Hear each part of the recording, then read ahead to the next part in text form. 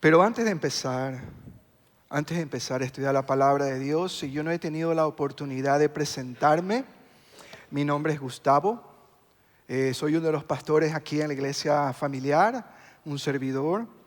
Y bueno, ahora tengo la oportunidad de poder estudiar la palabra de Dios con ustedes. ¡Qué hermoso! Este es el tiempo más feliz para mí porque vamos a explorar lo que Dios tiene. Y sí saben que una de las cosas que me llama la atención de estudiar justamente el Evangelio de San Lucas es que el prólogo del Evangelio, ¿quién ha leído el prólogo del Evangelio? A ver, alza la mano, el Evangelio, ¿verdad? El prólogo es la primera parte, las primeras líneas en el capítulo 1. Ahí dice Lucas que él ha hecho una investigación y en esa investigación él ha ordenado de forma de que la persona que va a leer, en este caso Teófilo y nosotros, podamos realmente reconocer y saber que todo lo que nos enseñan es verdad. Porque la fuente que tuvo él viene del origen, de que aquellos que estuvieron antes con Jesús, vieron a Jesús, personas que sirvieron con Jesús e incluso después que Jesús estuvo resucitado. Entonces el libro de San Lucas, lo que estamos nosotros básicamente estudiando, es una bendición. Y en esta serie que se llama Investigando a Jesús, hoy vamos a hablar el tema de que Jesús satisface nuestras necesidades. Ahora, pero antes, me gustaría que usted tomara 5 segundos. Le voy a hacer una pregunta, ¿ok? A la cuenta de 2 le voy a hacer una pregunta. No a la cuenta de 3. Ya está, eso siempre de cuenta de 3 ya cae mal. Vamos a hacerlo a la cuenta de 2. Voy a hacer una pregunta. Usted va a mantener su respuesta en la mente y después vamos a seguir. ¿Sale? ¿Sí? Amén. Gracias. Ok. ¿Qué significa para usted una necesidad? Tiene 5 segundos para contestar.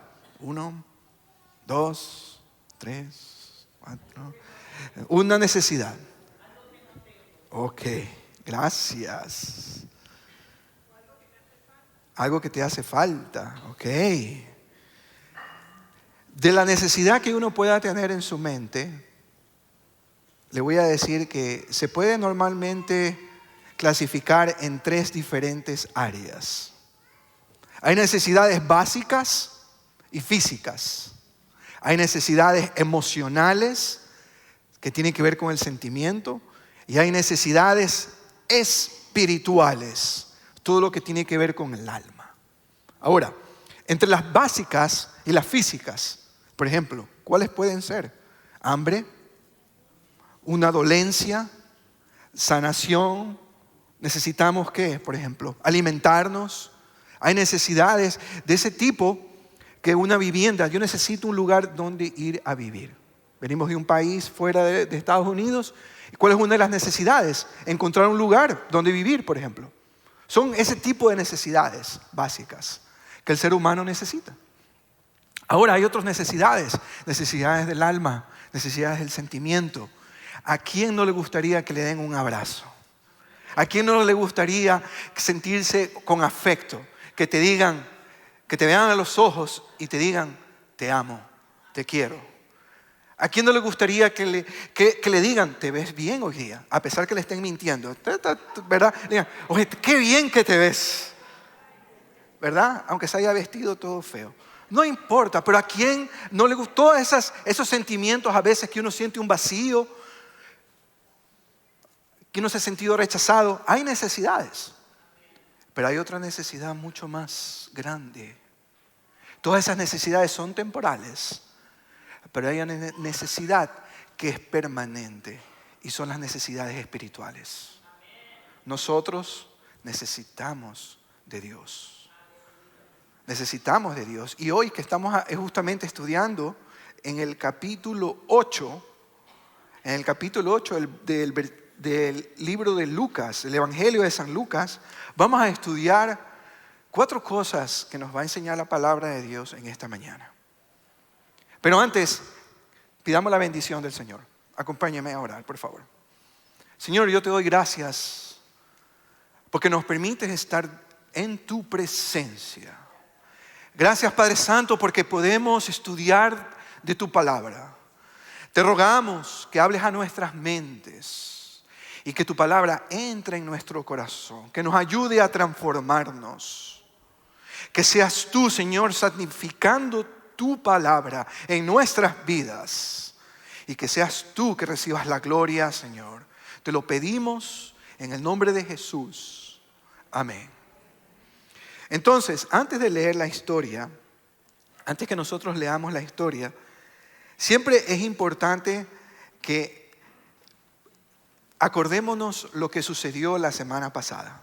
Cuando estudiamos la Biblia, siempre es bueno leer lo que sucedió antes y después poder leer la palabra de Dios. Así sabemos la secuencia. Acuérdense, el Evangelio de Lucas está ordenado de acuerdo a la vida y ministerio de Jesús, que es lo que nos está interesando justamente esta mañana de poder estudiar. Entonces, ¿qué es lo que alguien recuerda? A ver, ¿quién recuerda lo que sucedió la semana pasada? ¿Qué pasó la semana pasada?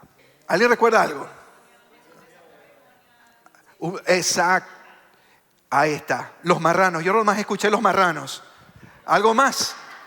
¿Pero las hicieron taco o no las hicieron taco? Bueno, qué pena. Sí, ¿no? Y pobrecitos los marranos. No tenían la culpa, pero lo que yo recuerdo es que Jesús había trepado una barca. ¿Y frente a qué ciudad es? Galilea.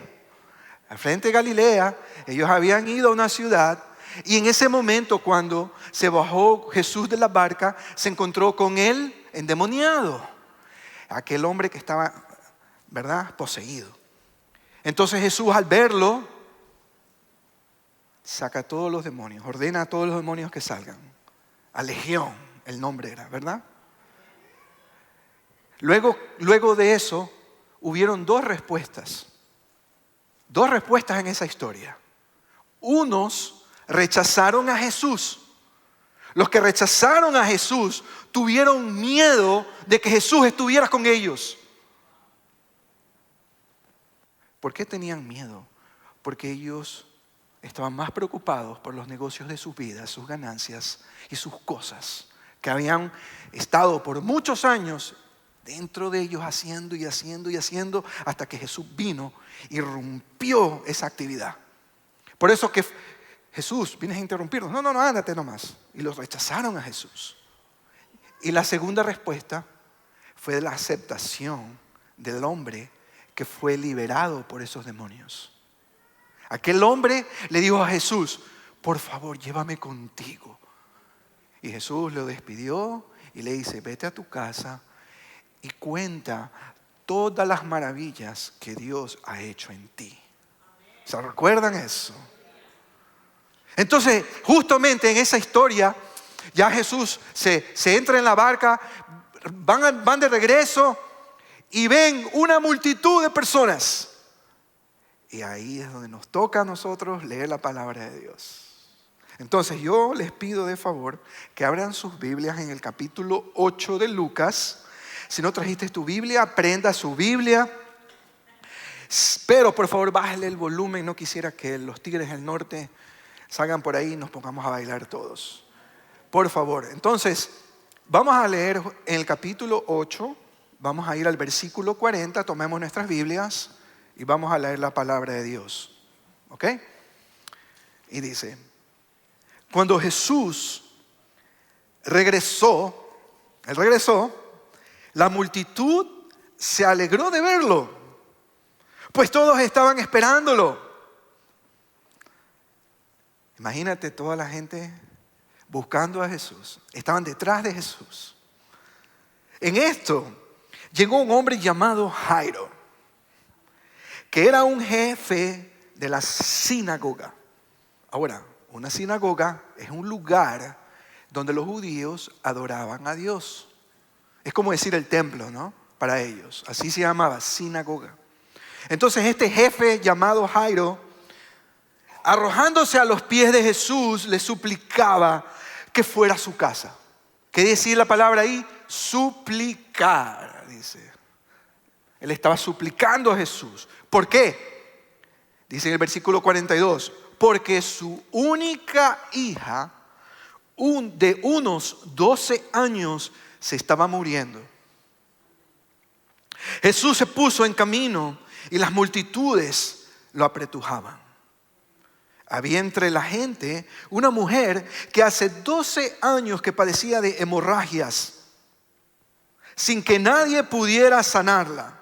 Tenía un flujo de sangre continuo, esa es la hemorragia. No paraba. Pero ella se acercó por detrás y le tocó el borde del manto y al instante cesó su hemorragia.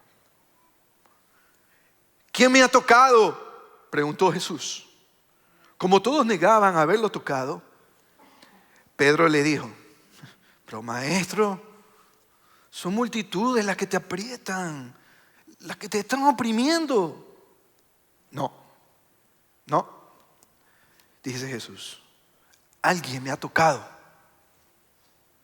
Yo sé que de mí ha salido poder. La mujer, al ver que no podía pasar inadvertida, se acercó temblando y se arrojó a los pies de Jesús. Y en presencia de toda la gente, contó por qué lo había tocado y cómo había sido sanada al instante. Jesús la mira y le dice, hija, tu fe te ha sanado, le dijo Jesús. Vete en paz. Todavía estaba hablando Jesús cuando alguien llegó de la casa de Jairo, jefe de la sinagoga, para decirle, tu hija ha muerto, no molestes más al maestro. Al oír esto, Jesús le dijo a Jairo, no tengas miedo, cree nada más y ella será sanada. Cuando llegó a la casa de Jairo, no dejó que nadie entrara con él, excepto Pedro, Juan y Jacobo, el padre y la madre de la niña. Todos estaban llorando muy afligidos por ella. Dejen de llorar, dijo Jesús. No está muerta, sino dormida. Entonces ellos empezaron a burlarse de él, porque sabían que estaba muerta. Pero Jesús la tomó de la mano y le dijo, niña, levántate. Recobró la vida y al instante se levantó. Jesús mandó darle de comer y los padres se quedaron atónitos. Pero Él les advirtió que no contaran a nadie lo que había sucedido. Interesante la historia, ¿no? Vemos que hay muchas personas esperando a Jesús. Lo esperaban con muchas ganas, ¿no? Viene Jesús. Se alegran de que ya llegó Jesús. Y en el medio de todo eso, vino el jefe de la sinagoga. ¿Cómo se llama? Jairo. Y le dice, por favor, Jesús, ayúdame, ven a mi casa que mi hija se está muriendo.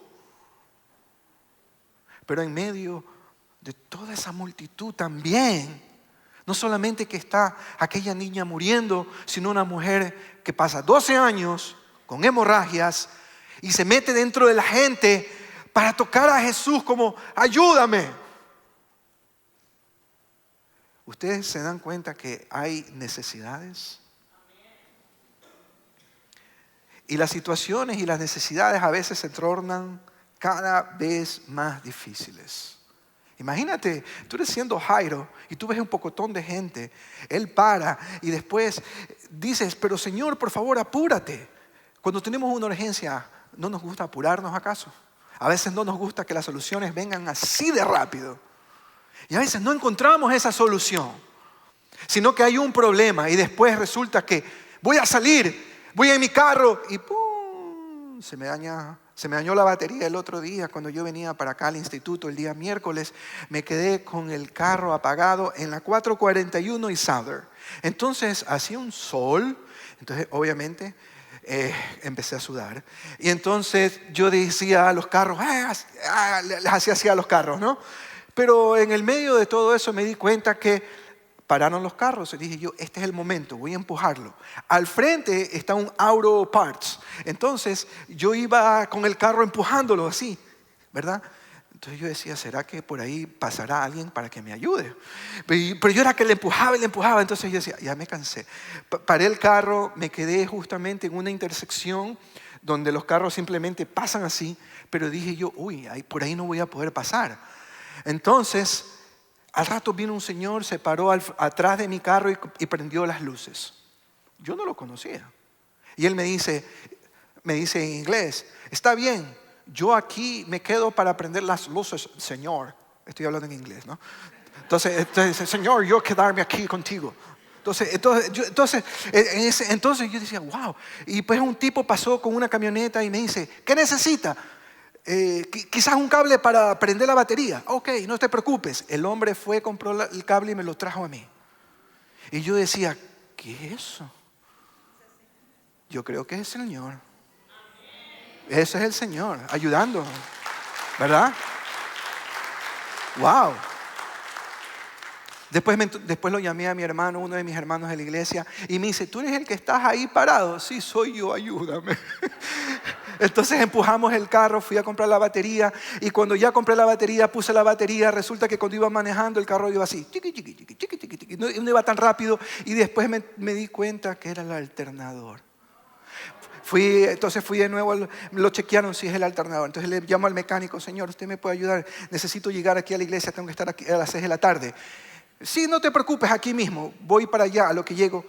No le va a llegar el alternador sino hasta el día de mañana. Y entonces tengo que llamar a mi esposa me llama y entonces ella me dice, sí, ahorita acabo de salir, ay, gracias a Dios, te espero, sí, no te preocupes. Entonces ella me pudo traer aquí a la iglesia justo a las 6 de la tarde para poder tener el instituto. Pero Dios tiene control de las cosas y los problemas pasan. ¿Tú sabes una cosa?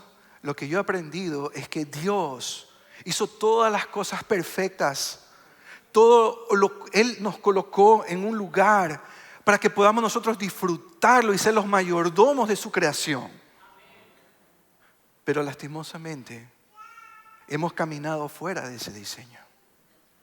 Y cuando hemos caminado fuera del diseño hay unas consecuencias. Cuando Adán y Eva pecaron y ellos desobedecieron a Dios, lo que les dijo Dios a ellos, y eso nos incluye a todo el mundo, porque ahora mismo vemos el quebrantamiento por todas partes. ¿Qué es lo que fue que dijo Dios en Génesis 3:17? Él le dijo, maldita será la tierra por tu causa, con dolor comerás de ella todos los días de tu vida. Y nos toca hacer muchos sacrificios y vemos que la vida realmente está llena de problemas. Como punto número 1, usted puede escribir que la vida está llena de problemas. En las Escrituras vemos que una mujer está sufriendo, que nadie la ha sanado, que tiene una hemorragia, y vemos que una niña que está enferma está muriendo.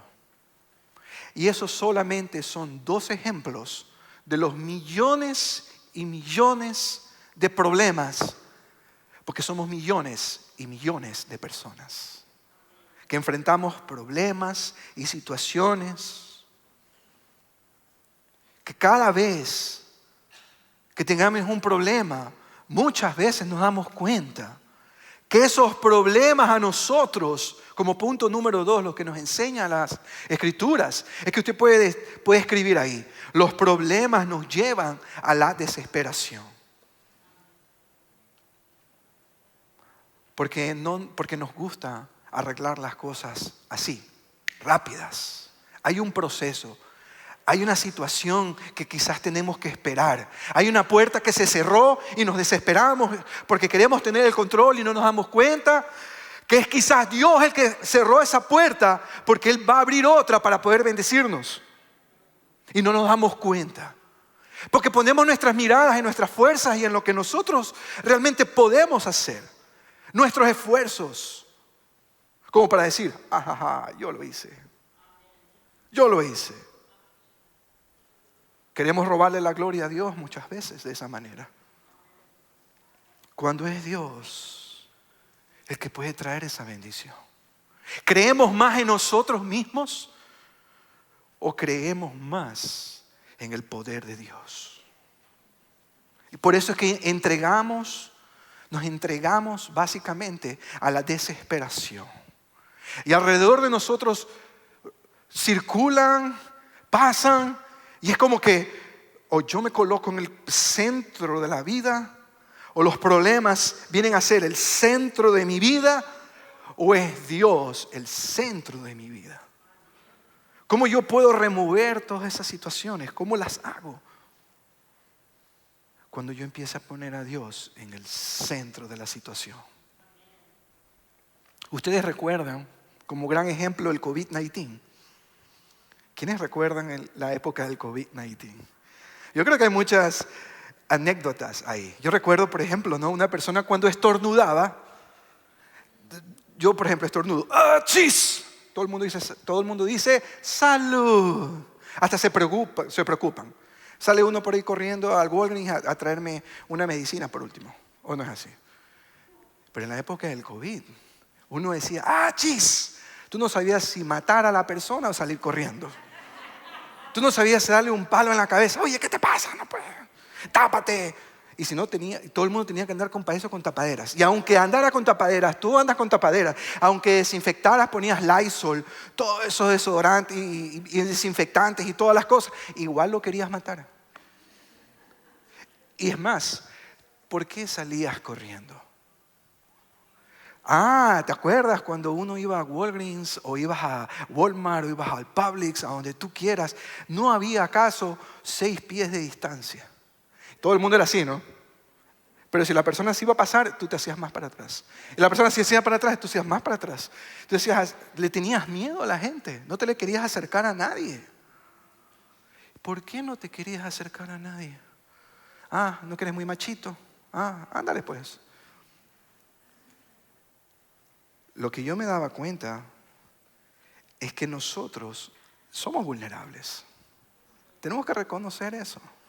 Nadie se quiere enfermar. Alza la mano el que se quiere enfermar el día de hoy. A ver, no hay nadie, ningún voluntario.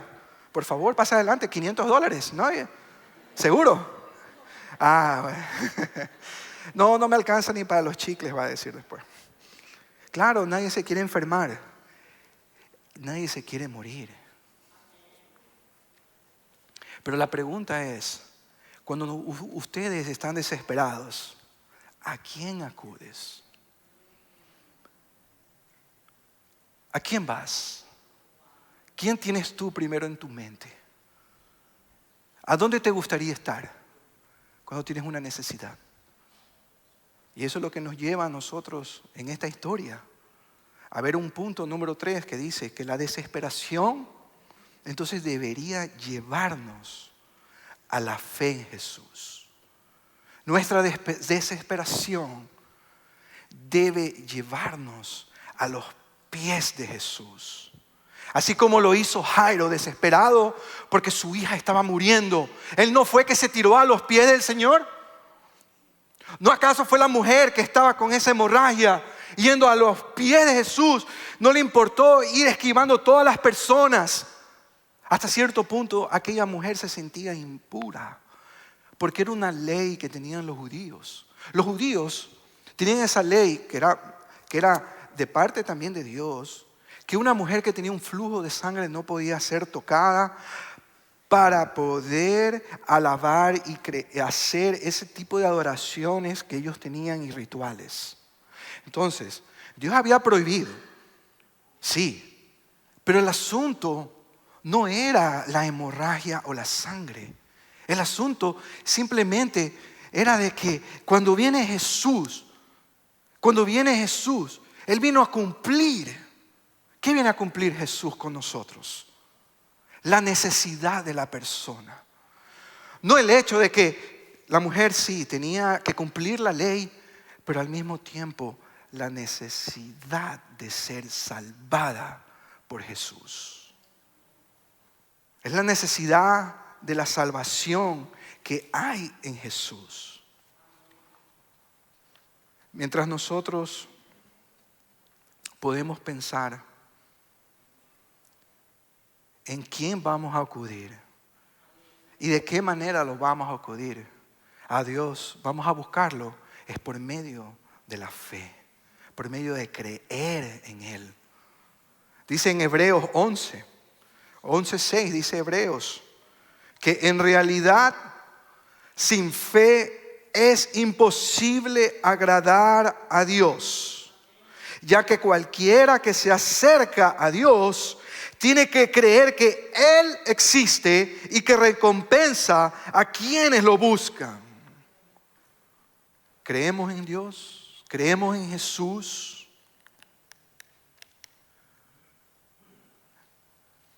Cuando yo tenía 23 años,